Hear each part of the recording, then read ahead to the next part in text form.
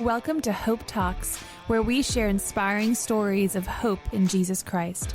Hope Talks is hosted by Pastor Margaret Michael and Grayson Willis. Join us for uplifting stories of triumph, faith, and the enduring power of Christ's love. Also, if you're in the listening area, tune into 1470 AM or 102.1 FM WBTX to listen to Hope Talks every Sunday at noon. Welcome to today's broadcast of Hope Talks. I'm Grayson Willis. And I'm Pastor Margaret Michael. Thanks for tuning in today. Yeah, today I'm really excited. We would love to teleport to where our guest is, but that's not possible. So we're going second best and talking over the phone today with Eyde Adams. Eyde, how are you doing today? I'm doing great. It's great encouragement to be able to talk to you all today, and I'm just thankful for you to think of me. Yeah, well, I know when we have conversations, I always leave hope-filled, and that's what this podcast is about, is Hope Talks, and having hope, hearing stories of hope, and hearing testimony. And so I know that for those that don't know that are listening, Eyde was a part of our church staff and a very involved individual in the church in many areas, in Samaritan's Purse, Operation Christmas Child, all those things. But we got to work together in the same office and outreach. And Eyde, you had a call on your life to leave Harrisonburg and go to where it's warmer and there's sandy beaches. And, you know, that sounds like a really good deal to get called in that direction. But talk to us a little bit about that. What was that like to have the conversations and realize, hey, we're going to be moving. We believe that the Lord is calling us south. Yeah. I don't know about being warmer here. It's been kind of cold. We've had Sorry. That's okay. It's actually warm this week, so it's nice. But it's probably been 25 years ago. We just fell in love with the Outer Banks, and the more we came, the more we just felt like it was a part of us somehow, and God kept showing up, and God would answer most of my big questions here walking on the beach. And our love of the place just turned into a desire to be part of the community. You know, we were in Harrisonburg for 21 years, and before that, I was born and raised in Buena Vista, and we went back and lived there for 10 years, so most of my life had been in the Shenandoah Valley with the mountains and all of that beauty. And then we started feeling God calling us to the Outer Banks, and we're like, well, okay. So we were praying, and it got to where it was time for Walt to retire. And we were still like, okay, what's next? What do we do? So we ended up buying a rental house down here, and we owned that, I think, for 3 years. And I was able to come down more often because I had a great boss who allowed me to work from down here. Your boss went with you, too. Yeah, my boss did go with me. And when we just started feeling God leading us to move down here. So Walt had been retired, oh my gosh, I guess about a year. And I was still working at the church. And, you know, God puts you in those positions. And he's done it to me before where I love it and I don't want to leave, but he gets me ready to leave. If that makes sense. Yep, I get that. And it's just trusting in him. So this was like the end of COVID, coming out of COVID. And COVID down here, when people were allowed to come back, things just went crazy. And for many reasons, we decided to sell the rental because of things that happened during COVID. You know, people not respecting property and things like that. So at that time, we really felt strongly that God was saying, you're selling this house. It's time to make the move to buy a year-round house. So once we made that decision, it moved pretty quickly. He was already retired. I remember giving my notice at the church, which was one of the hardest things I had to do. And in fact, I think I kept working several months after we moved down here because it was hard to let go. but it got to the point where God said, you know, you're not doing you any good or them any good hanging on. Yeah. So he blessed me with finding another great job. So things just moved really quickly in terms of selling. In fact, we had 8 offers on the first day of selling that house. So we basically knew, you know, it was time. And we found the house we're in now, like, very quickly. And God was just working all the pieces together. So we moved down here right before Christmas on December 14th exactly.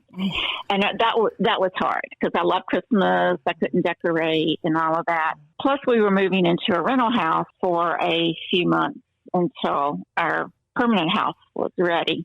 So it was like, all right, God, I'm here. What are we doing?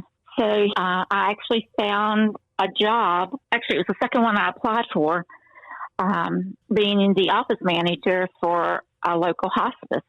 And I laughed. When I left healthcare the first place, I said, I'm never going back into healthcare. And God just kind of laughed and said, here you are. Never say never. That's right. Yeah. So that turned out to be an amazing job where I was able to minister to our teammates. Hospice is such a difficult but rewarding job. And I found that my job was not only the office functions, but to support the staff and help encourage them during those times. So I knew that's where I was supposed to be there.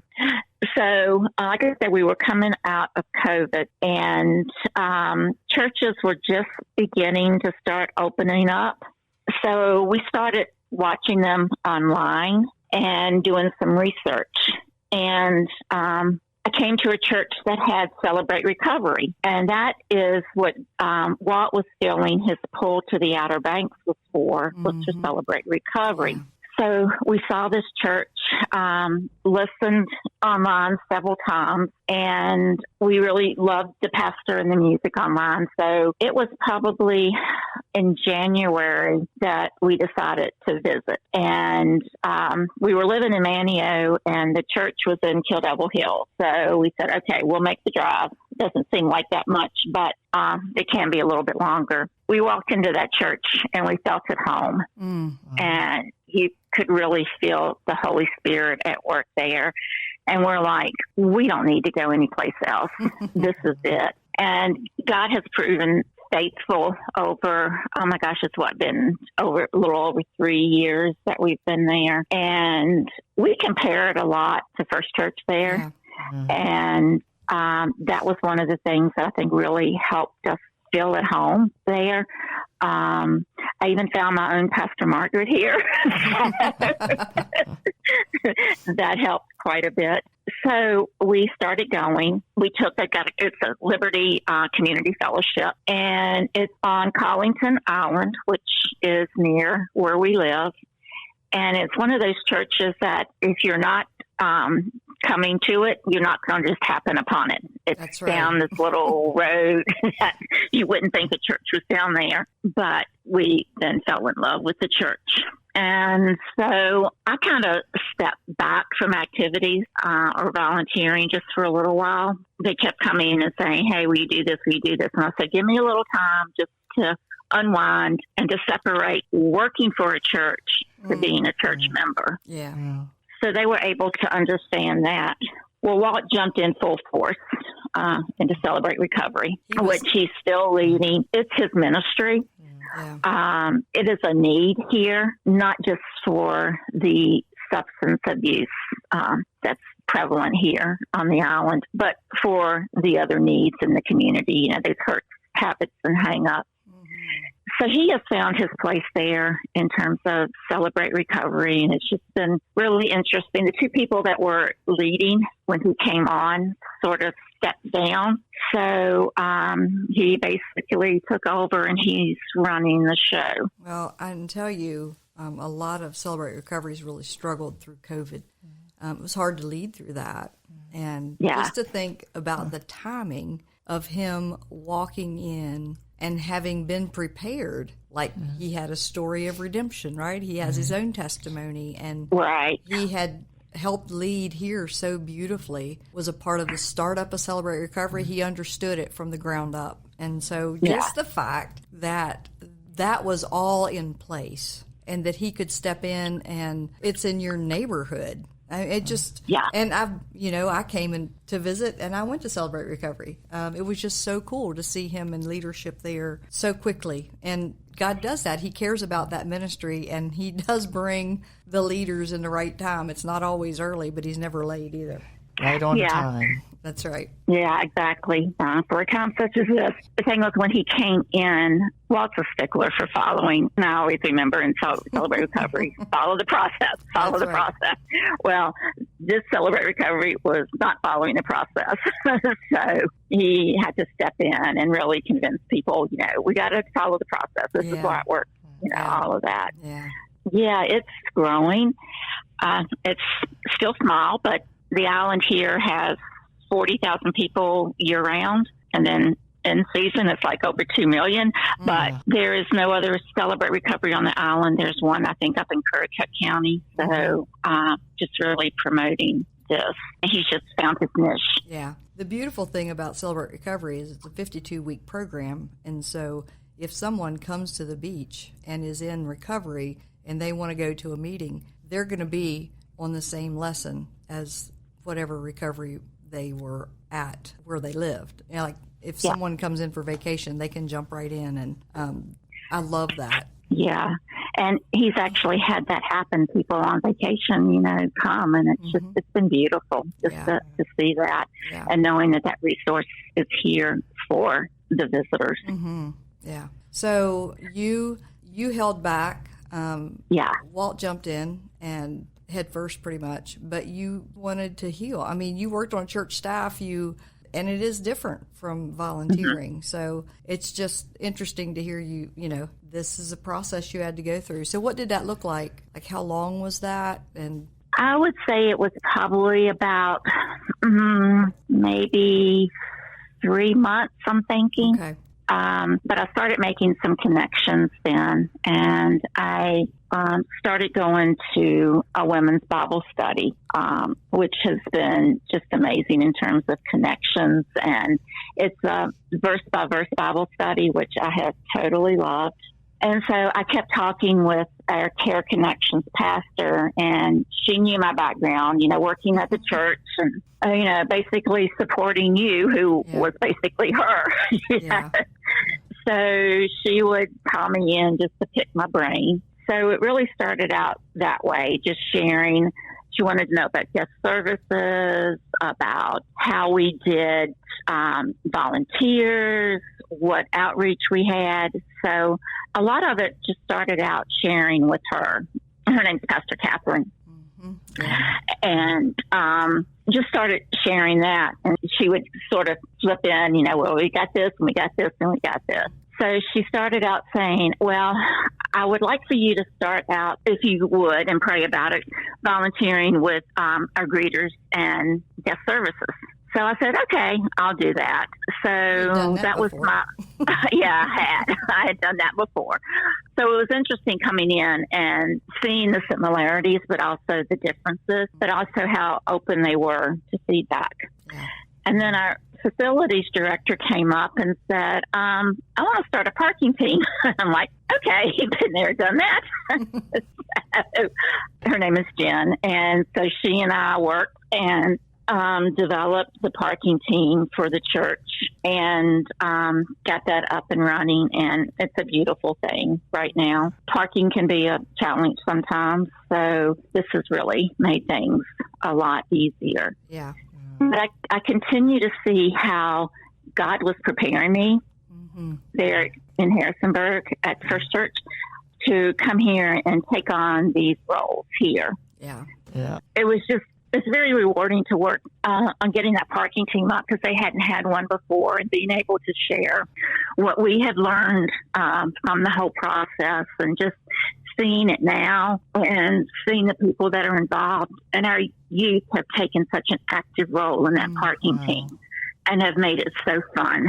So, yeah. That's cool.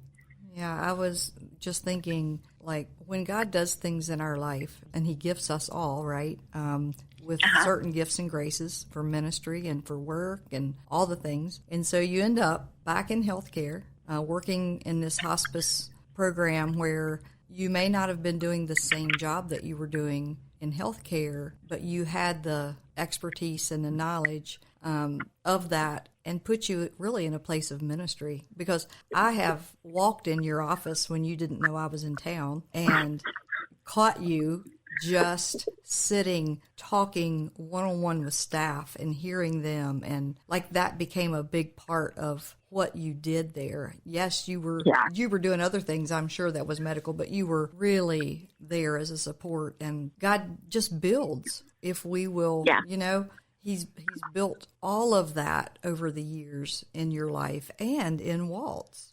He doesn't waste anything. So it's just beautiful to hear how God has not taken you on a whole new journey, except we could talk about sea turtles. But we could. But He's using and building on what you've already done. Right. It's beautiful. Right. And the beautiful thing about the hospice job was that it was okay. It was encouraged to talk about the gospel. Mm-hmm. We'd start every day with prayer. Mm-hmm. Either our chaplain or myself would open the day with prayer before our meeting. So I was able to talk about the Lord to people as they were struggling. And so that was a great freedom that He provided. Mm-hmm. And, when you're walking, like the hospice nurses and the chaplain, when you're walking people to the end of their life, that's heavy. And that he would have brought you in to minister to that group of people there on the island it's amazing. Yeah, it was.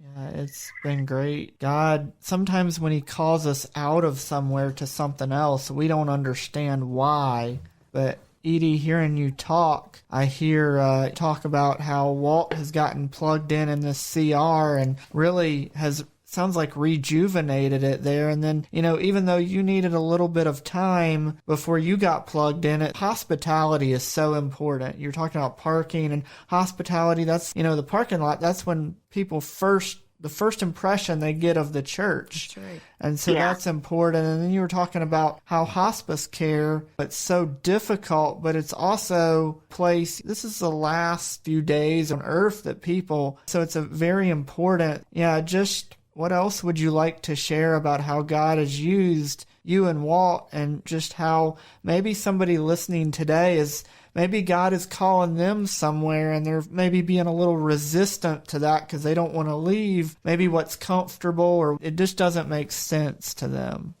Well, one thing that I've really seen over and over is God's faithfulness in providing. Right now, twice a year, I am a co-facilitator for the WBTX program, Experiencing God. And I had did the program back several years ago. And then when I was a part of Operation Christmas Child, we did it then. So Walt and I both signed up to take it. And then Pastor Catherine again came and said, I want you to pray about facilitating. So here I am facilitating that, but I felt prepared, and I even see the losses. I was very active in Operation Christmas Child, and there's not an active team here on the island. I know they're working for one, but in Liberty, we do a stocking ministry. So that sort of helped fill that void there. So God didn't, even though I was mourning the loss of Operation Christmas Child, I am in a group of wonderful ladies, and we make the stockings. We make like 3,500 a year for our missionaries to use. So he provides, and He knows how we feel. Even though it was time for me to step out of Operation Christmas Child, He had something for me ready to step into. And you used the experience that you had to just overlay another ministry. Like you already had the grid of all of that. There's something that I want to get to. I don't want to forget this. You made mention earlier that God was preparing you to finish up here. And for that person that might be going, I think maybe God is calling me somewhere else. Maybe it's not to another state. Maybe it's to another department. Maybe it's to another job, or maybe it's a call, because everything we do is ministry as believers, right? Like it's right. And so talk a little about, if you can, about how did he prepare you? And I'm just going to interject something, and I might be wrong, but sometimes, and I've watched it with other people that have been called somewhere else, there's almost like a separation, or you begin to feel a little bit like you are on the outside looking in, or you just don't feel as tight-knit with the group. Am I way off? I'm just thinking about other people that are, maybe they're in a job and they're just feeling like they don't have that closeness, or that there's something happening and you go, what is happening right now? Like, why am I feeling like this? Right. And maybe I'm wrong, and you can tell me if I am. No, I don't think so. And my background is in mental health psychiatric nursing, and we used Kubler-Ross's stages of death and dying. Mm-hmm. But it's not just for death or dying. It's for any loss. Mm. So you have to go through those stages of denial and anger and bargaining and acceptance and all of those stages. Mm-hmm. But he walks you through that. But the thing is, you have to be close to him and draw closer and closer to him and let him walk you through those stages and say, it's normal to feel this and it's okay to feel this. It's just part of preparing. It's part of letting go of the old so we can move toward the new. And that's one of the things that he wants us to do. It's not to stay in the past. That's right. To move to the future. And so I think just staying close to him, seeking him in prayer. He knows how you feel, but just letting him know that you are feeling that way, hearing yourself say it so that you can work through it and, not beating yourself up, well, God wants me to go here, but I'm angry about it. Well, that's just part of adjusting and getting ready to move and letting him prepare you. Yeah, and we cannot stay attached there's a tearing, right? Like there's a pulling away that has to happen because if everything just stays, the same, it's really hard to leave. But there's almost like a tearing, and that's a part of that grief of, this is good, but I know God has called me elsewhere, and so I have to take the steps. And you're right. If you don't stay close to Jesus through that, it can be disorienting. Because you're picking up roots, you're selling your house, you're packing up, and you are moving on. Yeah. And it is hard. I don't know, just the best way I can think of it. There is a tearing, but knowing that God has something planned for you, like Ephesians 3 says, that we haven't even thought of or imagined. Like he has things planned for us. And I think you all have witnessed that, just how he's prepared you for such a time as this to be engaged in all of the things that you've been engaged in for years, just on a deeper level in a different way. Exactly. I was leaving my family. I was leaving my best friends. I was leaving my church. I was leaving the area, we were leaving the area that, we had grown up in. Both of us had been in Shenandoah Valley just about all of our lives. And coming to a place where we didn't know anybody, didn't have a church. But God has provided so much more here. I still have my connection back, and I still call Harrisonburg home. I still find myself saying home. But yeah, having to give up those losses for gains, Right. and it's been beautiful too to see the unity of the churches down here. And that has been amazing in terms of expanding our village, per se, past just the walls of the church. There are 40 churches here in the Outer Banks. And it's the unity. Churches are always doing things together. So, yeah, it is. We had a prayer and worship night, and 5 churches came together. And it was really one of the most powerful nights I think I've ever experienced. And he's bringing up, we've got a very active, we've got Camp Emmanuel, which is very active, not only with our youth. Our youth program is just amazing. But other groups come, and it's an opportunity to minister to people. We've had people from other states, from other countries come and use that camp. And it's like, the Great Commission spreading the gospel. The Association of Christian Surfers is sort of based in our church. And it's like, oh, that's interesting, Yeah. But it's just fun to see all of these other ministries and know that there is so much more that he is doing. And not that other churches aren't doing enough, they're just doing different, Right. Yeah. Like I think about Best Week Ever. We don't have a Best Week Ever here, but that's a strong ministry there, whereas there are other ministries here. We do ocean baptisms, and we have people that walk up, visitors, and say, hey, can I be baptized? Right. So it's really adjusting ministries to where God wants them, and a lot of it is based on, I think, location and people and hearts and desires. Yeah. And I think each church in their area has to find a niche that's not being met. And it sounds like that's what you're talking about what the church there is doing, and our church does the same thing. And all churches, when we come together, it's good. We're better together. We're stronger together. We have the same mission, and that's to bring people to Christ. Yeah. Right. And when he grows us and calls us somewhere else, he's got somebody else ready to step into that place that you had. That's right. So it's him not just ministering to you and using you to minister somewhere else, but he's, growing someone else and giving them the opportunity to participate in ministry. Sometimes our no is someone else's yes. Yep. We have to step aside so someone else can step in and, it's beautiful. Yeah. Plus, it's just, I think I feel the closest. No, I know I feel the closest walking on the beach talking with God. And I think it's just being in nature and being in his creation. I felt the same way there in the mountains, but just finding him in the new location. I mean, he's with you always, but finding where he's working and then joining him on that. Being present in the present. Yeah. Yeah, exactly. But he has been so faithful. I got a message back in December from an Operation Christmas Child volunteer about them getting a team going here. So I'm like, oh, God, you're so faithful. You got me here. I had to give that up. I got involved in the stocking ministry, and now you're giving me, a chance to be in a ministry again that, I put a lot into and still have a passion for. So, it's his grace, his mercy. I mean, it's that abundantly, exceedingly more. And to think about, now you're retired. So now you can really do some volunteer work. So yeah, and I tell you, retirement is wonderful. Yeah, I'm sure. I'm happy for you that you're able to retire.